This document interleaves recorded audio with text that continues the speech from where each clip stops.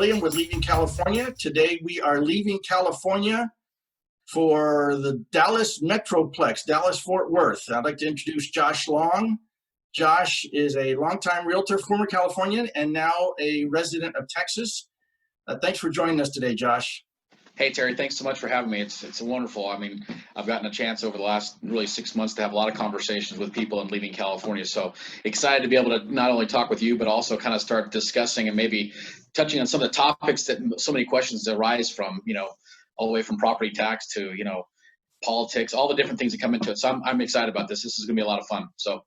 Awesome. Well, first, can you tell us where did you live in California? How long did you live there, and what moved you to Texas?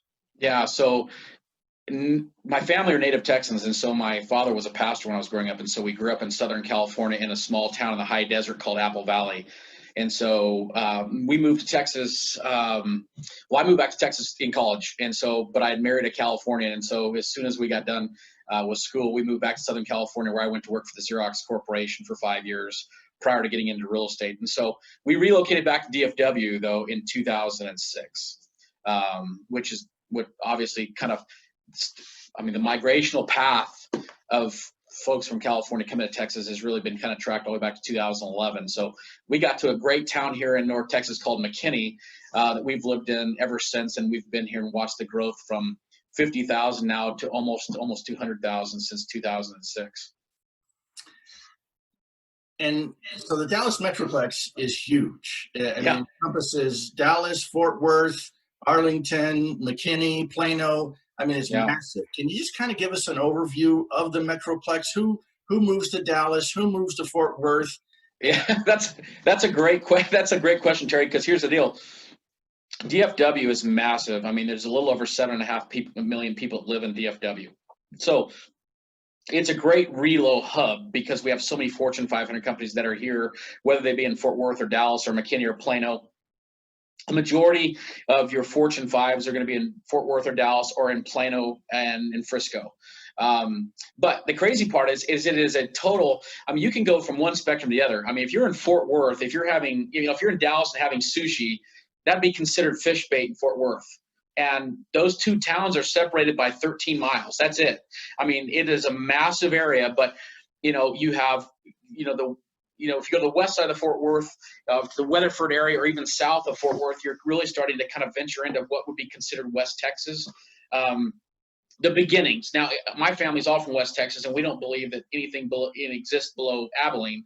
So, in general, though, if you're looking for that country vibe, that feel very much so, that's your Fort Worth side. But, we have so many families that are moving based off of job relocations, and a lot of those jobs there's some of them in the west side, but really more on the Dallas County, Collin County side. And as you get to Collin County, the one beautiful part of the Metroplex in general is as you come from Fort Worth to Dallas, there's 12 different lakes in the Metroplex. So there's a lot of lakes and there's a lot of green areas. And so the closer you get to McKinney and really east of I-35, you're going to start to see a lot more mature trees, a lot of green everywhere. The towns are going to have a lot of green belts in them built around the different areas. You're going to have a lot of those towns are going to have old historic downtowns that are really eclectic and cool. But as you further move east of even Dallas into Rockwall County, you have the large lake out in Rockwall that's moving towards East Texas. And then in that situation, you're moving into all the piney woods. Literally within an hour of Fort Worth, you can be in an area where it looks like you're in the piney woods, East Texas, that you have all these rolling hills, lakes, and you've got high density trees everywhere. And then you go north all the way to the Red River. Most people don't know that Dallas and Fort Worth were really about an hour and 10 minutes south of Oklahoma. And so the Red River's right there. And then one of the largest lakes, I think it's the 8th largest lake in the nation with Lake Texoma. And so, that's a growing, booming area because of the easy access with highways getting farther north, and those lake areas are growing as well. But it's such a dynamic, diverse area to move to, and it has a little bit of everything for everybody. If you're a downsizer, if you're retiring, we have a lot of golf course communities. We have 167 golf courses in the Metroplex. So if you're a golfer, it's a paradise, right? If you're a lake person, it's a paradise. There's in any given direction you drive, within 20 minutes is another lake that would be considered a I'm trying to put into perspective of a California lake. I'm thinking of, obviously part of California runs into Nevada, where you have Lake Powell and Meade and Mojave and things like that. There's lakes all over Texas that are the size of like a Mojave or Lake Meade, which, Texas almost kind of like Lake Powell. It creates its own weather. If you get in the middle too far, it takes 3 hours to get across the whole lake. So, it's dynamic in that aspect. And then Lake Louisville. So yeah, it is, you have a divide. That divide of 35, Terry, is the western side turning into more cow town. And that eastern side is Dallas. It's all oil money. There's a lot of medical that have kept, they're so dynamically different, but so tied to each other that it's really fun. It's great to go and you can go have sushi on the river and the Trinity River in Dallas in the evening, and then head over to Billy Bob's on that same night and go to a concert over in Fort Worth, and it'll take you 20 minutes to get there. That's great. Well, so I know that when I left Texas actually in 1986, and I moved to California, been here ever since. And at the time there was a real recession going on in Texas because it was an oil recession, because the economy was so based on oil. Can you kind of speak to how? Obviously no place is recession proof, but how Texas is so diverse in their jobs now, how it's much less likely. In fact, it usually leads the nation in job growth. I know Texas does, and probably I'm sure the Dallas-Fort Worth area is right there with it, but how diverse the economy is and how you can move there and expect that things will continue to move upward as opposed to going backwards. Yeah. Well, yes, the 80s, you saw the recession of oil, and with that became the downward spiral of Texas for almost a decade. And yes, oil still, oil and natural gases, not just oil, but natural gases in general are still a huge part of the Texas economy. But, there's such a centralization of Texas in the middle of the country, meaning that, so many companies, it's so easy to ship out of East or West Texas onto both coasts. Obviously over the last just 5 years, we've had 11 Fortune 500 companies relocate to the Metroplex. And with that, major job growth. And with that, it's not based around oil. So in general, we're not necessarily as dependent as we were on just the boom of the oil towns. It's amazing. Midland and Odessa back in the 70s and 80s, you could fluctuate almost 100,000 people in that area every couple of years based off just jobs. The town would be from 200,000 in Midland down to 100,000 2 years later because of the job differential. That's a lot of people leaving, right? So, right now, in the Metroplex alone, there are 17 Fortune 300 companies just in the Metroplex. And of that, 6 of them have come in the last real 5 years. And so with that, you have, the average, if you're in Collin County right now, in Collin County, Texas, the average income in Collin County is around $140,000 per household. So, and that speaks to our real estate market too. Most people think of moving to Texas and saving so much money, correct? That's the kind of thought is it's so much cheaper.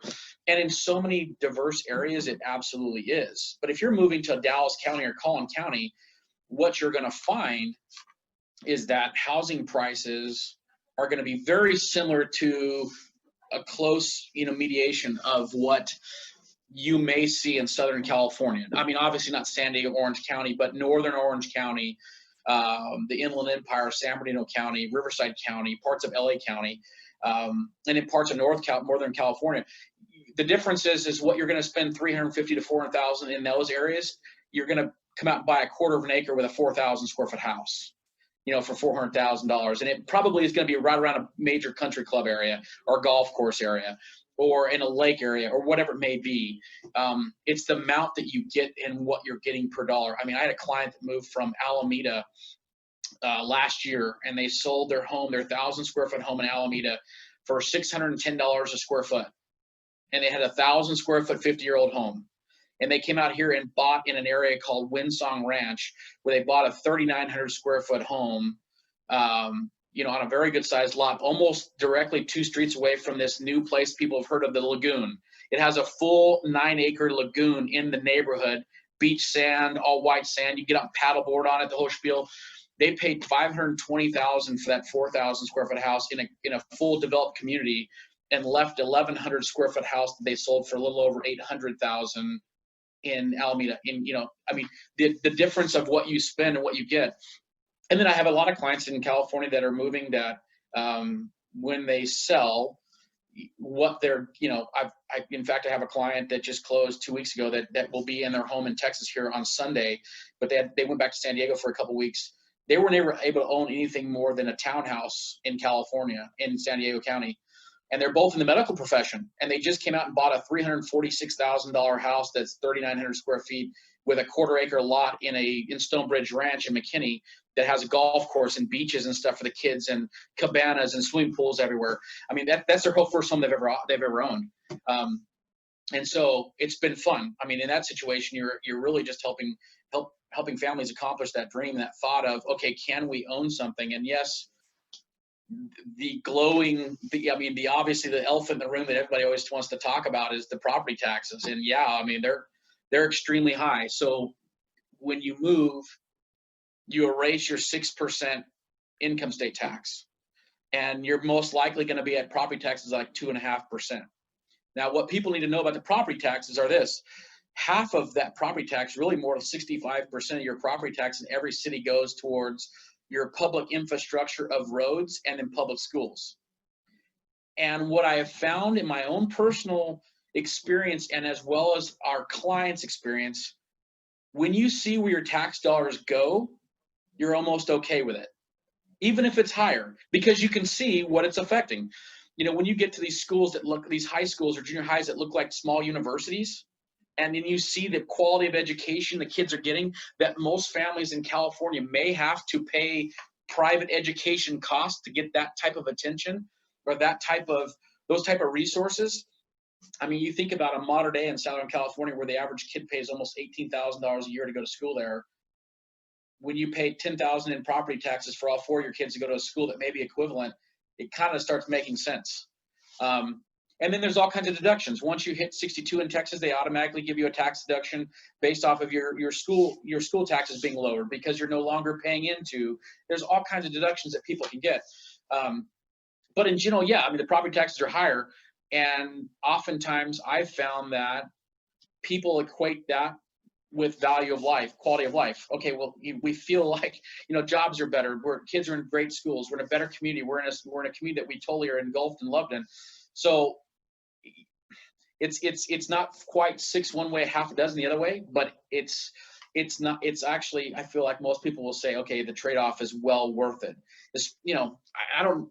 I can't speak to Northern California because I never have lived in Northern California, but I know specifically in Southern California, road projects may take 10 years to finish. Freeways get built here in a year. With it not being a union state, things get done really quick, and all of your public infrastructure, your roads, it's amazing how fast they get things done. And then all of a sudden people are like, man, this is great. Look at all this. I mean, when something needs to be addressed, it gets addressed and gets done. But that's our tax dollars. So quite frankly, I look at quality of my surroundings and go, well, yeah, I'm paying more in property tax, but I'm sure not paying a ton in state taxes to fund and still have an educational system that may not be up to par or your standards. So I think you make a great point. I mean, if property taxes are the only thing that's higher in Texas, I mean, I'm sure your gas prices are significantly less. I'm sure that the cost right now we're at $1.49 a gallon. Oh my goodness. Wow. Yeah, that's over $1 less than in my area, almost $1.50 less than my area. So yeah, so that makes sense. So, and if you can actually, as you said, see your tax dollars at work. I mean, out here we pay up to 13, and they're talking about up to 15% in state income tax. Our property taxes are probably not a lot less than yours from just an overall cost because our houses are so expensive. That's exactly right. Yeah. Yeah, and then everything else is less in Texas. I mean, as you said, I mean, here we pay a fortune in taxes. Most of us pay at least half our income in some kind of tax, whether it's federal, state, or local, and then that goes into a black hole. We don't know what they do with it. It just seems to go into a black hole. And there's no really accountability to what they do with it. I mean, that's right. But I believe in Texas, your legislature and your governor, they are more focused on serving the public as opposed to the public serving the government, as it seems to be out here in California. Yeah, we certainly, I mean, I've been through 3 governors now in Texas, and Governor Abbott, Governor Perry, prior to Governor Abbott, did a really good job of attracting businesses for the growth of Texas. Hey, here's a great scenario of this. This is a really cool thing that you guys may like. You know, a couple years back, they were finishing up the 121 corridor, which is a tollway, which goes all the way from Fort Worth all the way to Texarkana, and that's a long, long road. But it was a road that was desperately needed to get from the east side on the northern part of the Metroplex to the east side over down to Fort Worth in a much more efficient way and faster way. So instead of using tax dollars to pay for this road, our previous governor contracted a company out of Argentina to build this road for free. We paid nothing out of taxes for this road. The mandate of the road being built by an Argentinian company is that every single subcontractor all the way to paving had to be a Texas company. And they got the tolls for the first 10 years to pay for the road, but we didn't pay a dime for it. I mean, it's just using common sense to go, how do you maneuver? And you know, those are needs for our citizens. And so how do we get that done? I thought that was ingenious. I mean, you know, and then with that whole idea, he had a lot of really good, in my opinion, phenomenal ideas to attract, you know, businesses to move to the Metroplex. I don't want to call it bulletproof the Metroplex's economy, but when the economy is not just oil, and it's based off of Charles Schwab and State Farm and Toyota and Dr. Pepper and Frito-Lay and Bank of America and, you know, now, sorry, I just lost my train of thought. You know, Wells Fargo and I mean, all these different companies coming here. It's not specific to, it helps, I mean, through the COVID crisis, right? Let's talk about that for a second. I mean, over the COVID crisis, just so people know, the Texas real estate market actually, during that period of time in which we were in a shutdown, just like a lot of the rest of the country, our showings were up 30% from last year in that same time period. Our showings across the Metroplex were up 30%. You know, people are still buying and selling houses because in general, people that had been during that crisis or during that time period and supposed to being laid off, a lot of those people were working from home from corporations, still making the same money, but also realizing, oh, maybe we need to upsize, maybe we need to downsize, whatever it may be, or their needs didn't change. I mean, one of the things that keeps our real estate market so healthy is, you know, really from 2012 to 2007, 16-ish, end of 16, beginning of 17, we were on a path where it was close to it, you know, 8.5 to 10% appreciation a year, which was very uncommon for our area. And now we're back close to our 4.5 to 5% equity growth, which just stabilizes and keeps the market healthy. And in general, even though we have a lot of families moving, here's the thing that I think is really important to touch on. With 7.5 million people living in the Metroplex, 1 out of every 3 was actually born in Texas. So it's not just Californians. We have families coming from all over the country. And to not get too political, but to keep it in a conversational dialogue, a majority of those people are coming from everywhere to get to a much more conservative thought pattern. Let's put it that way. You know, to kind of dance around the thought, I have a lot of, I mean, so just so the viewers and whoever may watch this, you know, my team over the last 2 years, we've helped 37 different families relocate just to DFW to just this area. And right now we're working with 17 other families. And the beauty of what we do is not necessarily trying to just be realtors trying to get the next deal.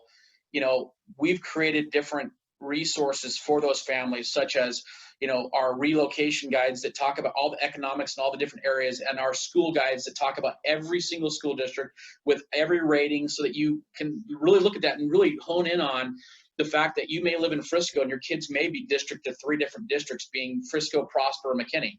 I mean, it's good to know, hey, if I move to Frisco, if I want to be in Frisco ISD, I've got to be in these parameters.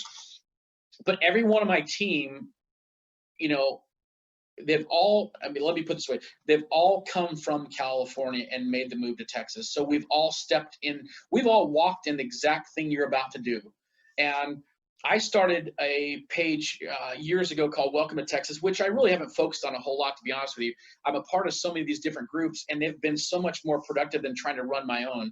There's so many great opportunities. But what I will say is, when I first moved here to Texas, I moved because of a job. And obviously, at the same time, I had 4 young kids, and education was a big deal. And we were living in an area where public education was not very strong. And so it was a great opportunity. And for me, coming to work and moving here, it was like awesome, right? You're thinking, this is great. I'm meeting new people. I'm going to lunch. Life is good. I failed to realize that my wife, a majority of the time, was at home with 4 young kids and was miserable because I had moved her from everything she always knew. She was a true Southern Californian.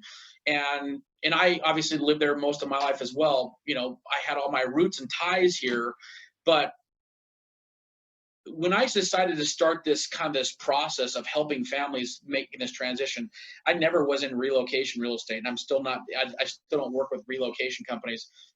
I've looked at this as an opportunity to minister to families and start creating opportunities, meaning that when folks get here, traditionally every 3 months, I have a party in my home in which I invite all of our families to start getting to know each other, start creating community, because my wife didn't have someone to go have coffee with that she needed her outlets with, right? And I didn't even realize some of this stuff was going on.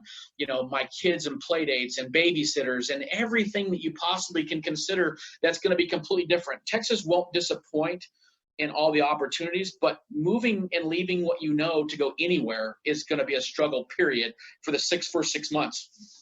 And so what we've tried to do is create communities for people that are coming that maybe in the exact same time period, maybe walk that walk 6 months earlier, maybe have been here for a year, that you can associate and kind of get them, bring them in. Hey, look, this, it's new, everything's different. Let us show you this. Let's introduce you to churches. Let's introduce you to stores, Montessori's, all the public parks and recreation. Let us help be a part of creating this community for you, because it's not easy. And the great thing about Texas is if your kids are involved in things in school, you will meet people very, very, very fast.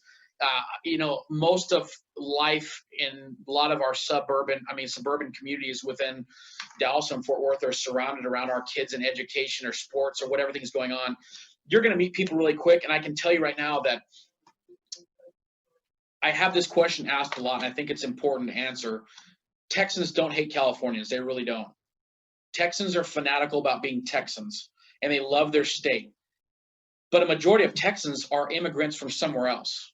And they've come, whether it be 2 years ago or whether it been 50 years ago. My great-grandmother came to West Texas on a covered wagon from Oklahoma.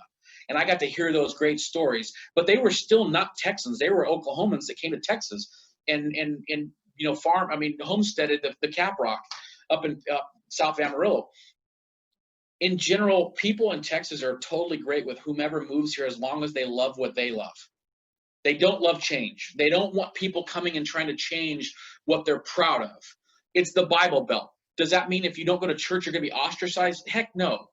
I would say that the whole state of Texas, there's a firm belief in their faith, in some type of faith they've always grown up with. That is not impressed upon people. I will tell you that right away. People have their value systems and what they believe, and they're fine with who you are as long as you're good with who they are. They don't want to have anybody try to change who we are, but they're fine with people, even of different faiths and different beliefs. I always feel like Texas is really good at living and let live. Hey, come over and have a barbecue. You might be on the blue side, I'm on the red side. As long as we don't have to talk about that, we've got a lot of other common pieces that we can create friendships around, right? It's a much redder state. And if I had to give you a guesstimation based off of my own experience, it's probably 1 out of every 10 people moving to Texas that are probably coming with more of a blue favored political view. And gosh, who wants to live in a perfect community? Perfect society. It doesn't exist. There's so many other great states you could be leaving and going to. I'm very familiar with Utah, Arizona, Nevada, Idaho. They're all phenomenal states, but when you go there, there's going to be things in every one of those states that aren't going to be perfect. And so, yes, there are people that are moving to the Metroplex that probably aren't as conservative as the viewers may want them to be, or even what Texans, want them to be. But in general, I have found in a majority, I would say 99.9% of my clients that have moved here have said, we cannot believe how overly welcoming people are. People want to get to know you. People want to have relationships. This whole state's about barbecue and beer, man. When it really comes down to it, let's go to work and let's go have barbecue and beer and let's go watch Friday Night Football. I mean, that's if you're cool with all that type of stuff. I mean, it doesn't really matter what political side you're going to be on. But obviously, yes. I mean, the majority of people are moving here, not just from California, but different parts of the country, based off of probably more where Texas leans politically closer to the conservative red side. So I have a lot of people that ask, is Texas turning blue? And I would say probably just the opposite. I mean, I would say the majority of my clients, and I say majority because out of 37 clients, I've had one that was very blue. And we had a very good conversation about that. And I love the fact that her exact reasons for moving to Metroplex didn't have to do with politics, but they had to do with quality of life and value of life for her boys. I mean, for me to say that because you're not red, I don't want you here when you want the exact same things and opportunities for your kids, that's ludicrous. I would call myself a hypocrite if I felt like I would say that, that person doesn't, she wanted the exact same thing. And so we still have a very good relationship, and she knows where I stand. I know where she stands. And we, outside that, we can still go have barbecue and beer and have Friday Night Football. We're all happy. So kind of addressing that issue, I had a client really the other day that said, are we going to be hated because we're Californians? And honestly, I have not, even with diehard, rural communities, they love the idea of having new neighbors. What they don't want is just someone trying to change their views. So, it's if you don't believe, if you're not red, if you're not conservative, if you're coming, just know, hey, talk about something different. I mean, talk about something different. The old rule stands that have a great conversation. You don't have to talk about politics and religion all the time. All right. Well, thanks again, Josh. Awesome. Thanks, Terry. Appreciate it.